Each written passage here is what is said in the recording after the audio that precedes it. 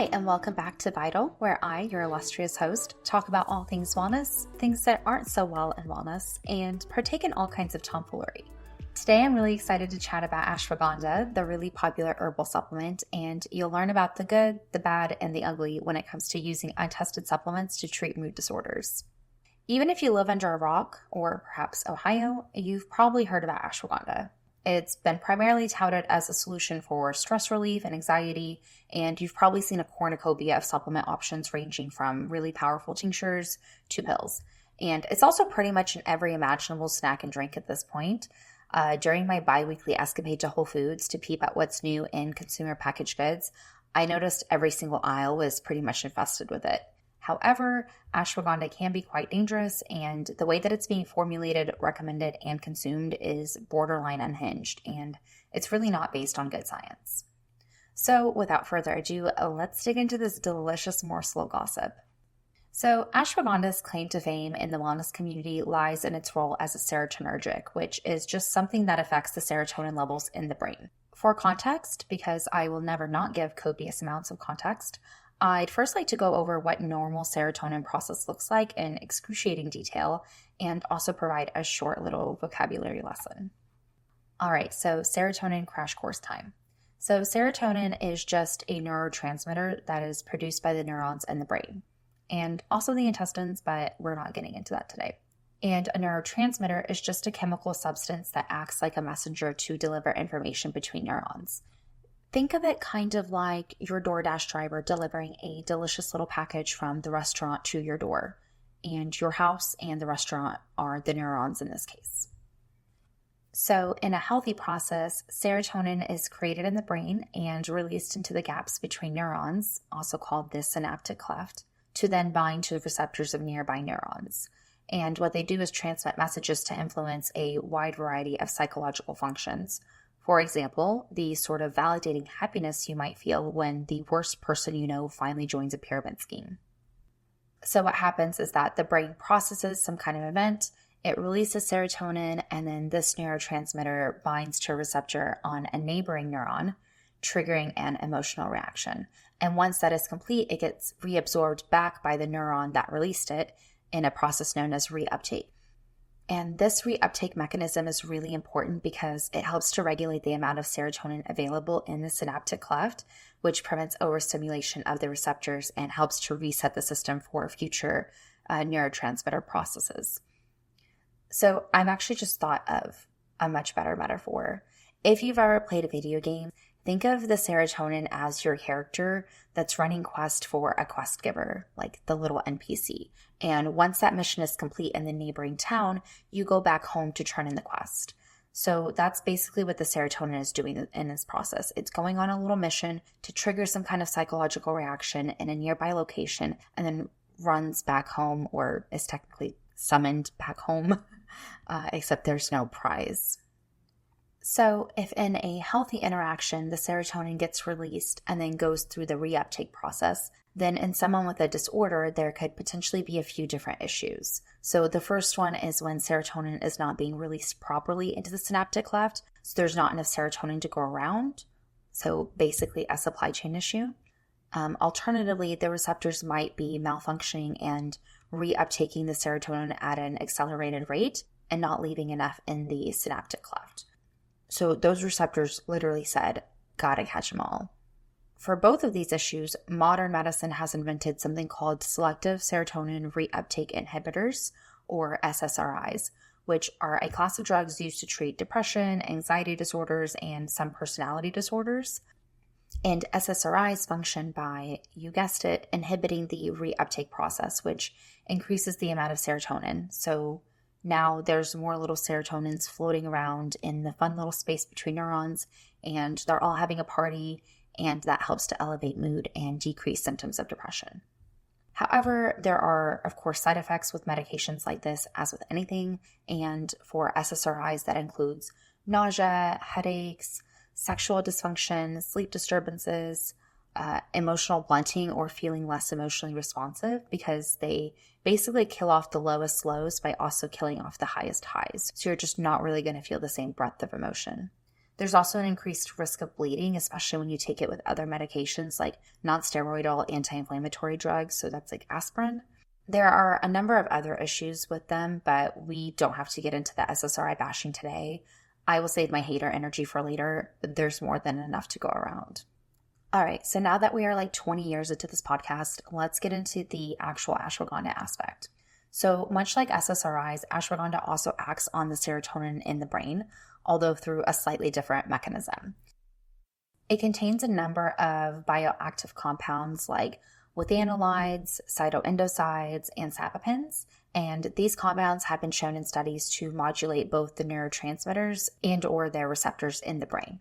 So research is showing that ashwagandha can work by enhancing the serotonergic activity, by increasing the production of serotonin, and actually potentially mimicking its effects on the receptor level.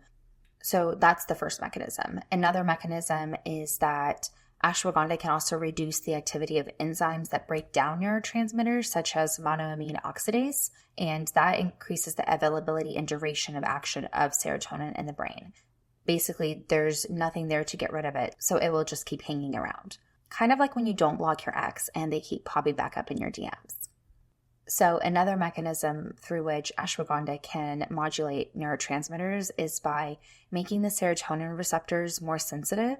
So ashwagandha can actually amplify the effects of serotonin that's already available in the synaptic cleft. So SSRIs can increase serotonin availability, and ashwagandha can increase the serotonin effect. So far, this might be sounding like a really great natural alternative to SSRIs, since it can potentially help to reduce symptoms of depression and anxiety and overall lift a person's mood. But unfortunately, I'm not here to bring good news. I'm like one of the 4 horsemen of the wellness apocalypse, here to rain on many a parade. So ashwagandha definitely affects neurotransmitters, and it can indeed help to modulate mood, especially during particularly stressful times. But there are also downsides to it, and there are certain people who shouldn't take it at all. If you're as chronically online as I am, you may have seen reports of people starting to feel emotionally numb after taking ashwagandha. And I became really curious about how prevalent this was. So naturally, I went to the source of all truth, Reddit and TikTok. And there were thousands upon thousands of complaints about intense stomach pain, worsened depression, emotional numbness, increased anxiety, new symptoms of depression, specifically one called anhedonia, which is just being unable to feel pleasure and enjoyment from life's silly little experiences and shenanigans. And all of that was just the tip of the iceberg. So before I get into the list of potential issues, I do want to caveat and say that ashwagandha can be really beneficial in some cases, but it's being abused in the way that it's being dosed, and also the particular way in which it's being taken. So I'll get to kind of my recommendations and how I personally would take ashwagandha if I were to take it, which I don't. But it's important to recognize that every person is going to have a very different reaction to ashwagandha. There are some people it makes really sick, and there are some people who are doing really well on it. And it just depends on how you're using it, and also kind of your starting phase as well. We're not all starting from the same kinds of issues, the same kinds of stress levels, and certainly we all have different biochemistries. With that being said, ashwagandha can help to lower cortisol, which is our main stress hormone. And that might sometimes be very helpful, especially during very stressful times. But we also need a certain level of cortisol in the morning to feel focused and alert. And overdoing it with ashwagandha in the case of cortisol can oftentimes lead to this emotional bluntness or a sense of dissociation. Also, if you already struggle with low cortisol, this is likely not the correct supplement for you. Or if you're someone who does have high cortisol due to hormonal imbalances, ashwagandha is not really a good root cause treatment. It would be much more medically appropriate to address the underlying issues for high cortisol levels. Ashwagandha can also make the immune system more active, so those with pre-existing autoimmune issues should definitely consult a doctor before taking it. 9 out of 10 times, it won't be recommended. Hypothyroidism patients have reported feeling much worse on the supplement, but it may also worsen hyperthyroidism and Hashimoto's symptoms. Pretty much if you're on immunosuppressants, ashwagandha is going to be contraindicated. There have even been a few cases where it induced hyperthyroidism and caused thyrotoxicosis, which is just where thyroid levels are dangerously high, kind of like the first time you take an edible. Also, while it's not technically a nightshade in the traditional sense, ashwagandha does share some of the same biochemical components with the plant family, so it could influence thyroid function and contribute to inflammation potentially. And the cherry on top is that it can also potentially interact with thyroid medications and disrupt their efficacy and intensify the side effects. But wait, there's more. Ashwagandha is known to increase testosterone levels. And before the men get too excited, I am begging you to find normal ways to raise your testosterone, like building a ton of muscle, cutting out seed oils, etc. Anyway, because of this effect on testosterone, my girlies with PCOS should be very careful when taking the supplement because it can actually worsen PMS symptoms depending on your type of PCOS. Also, specifically for women, ashwagandha really doesn't have enough studies to determine safety during pregnancy and breastfeeding, to the point where Denmark actually banned it outright. They said that for the general population, there weren't enough studies to determine a safe dosage, but that for women who were in the family way, it could potentially induce abortions. And we definitely need more studies to be done to corroborate that, just because there's really not enough clinical information on the herb, but better safe than sorry, and there's always chamomile in a pinch.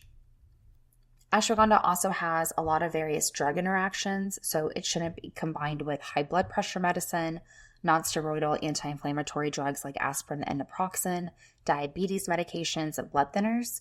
And because of ashwagandha's effect on serotonin, when ashwagandha is taken alongside SSRIs, there's an increased risk of serotonin syndrome. And this is a dangerous and potentially life-threatening condition where too much serotonin causes symptoms that range from an upset stomach and shivering to fever and seizures. Side note, it's really important to consult a medical professional when adding supplements like this to your lineup. So for your own safety, don't listen to people on TikTok and ironically also people on podcasts. There have been multiple studies done indicating that ashwagandha can cause liver damage, and the liver is of course responsible for detoxification, and it specifically metabolizes sex hormones and even creates some of them. So there's a huge potential for a domino effect when it comes to hormone health if you have a damaged liver. And if you're a gym bro, I know that liver health is a big topic over there on the science bro side of the internet because some of you guys do be taking those steroids, so just be careful. Another thing for men is that ashwagandha has been indicated in prostate cancer that is hormone sensitive, so just something to keep in mind. And fun fact number 400 is that when you suddenly stop taking ashwagandha, it could lead to withdrawal symptoms similar to those associated with benzodiazepines. How fun! People have reported that it can take multiple months for them to get back to feeling emotionally regulated again, even after a short period of using ashwagandha. And this is particularly true for people who just don't agree with the herb to start with. Like I mentioned earlier, there are some people who just should not be taking it at all. So I know that I've just said many unsettling things about this herb, but believe it or not, I do still think it's a really great herbal remedy. The difference is that traditional preparations of ashwagandha were not lab concocted extracts with all the strength of a raging fire and force of a great typhoon. They were instead very gentle teas, typically with some kind of fat source like ghee, and it was taken only when needed and typically not for extended periods of time.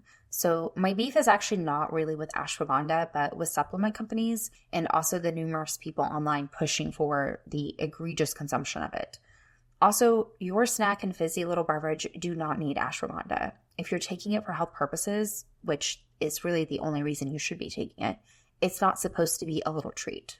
So all of that being said, if you think you could still benefit from some of the mood-enhancing benefits, or if you're just going through a period of extreme turmoil, this is not health advice, but I would personally not take it for longer than a month, and I would only consume it in the form of a tea. Given its potency, dosage is really paramount in this case. On the other hand, if you or your loved ones have been victims of the misuse and abuse of ashwagandha, why don't you reach out to me and I can add it to my little spreadsheet of data that I hoard like a completely normal person. And I can hardly believe it. We've made it to the end. I hope that this has been informative. If you like the episode, please like, subscribe, share it with all your friends, enemies, and coworkers. And I'll see you again next week.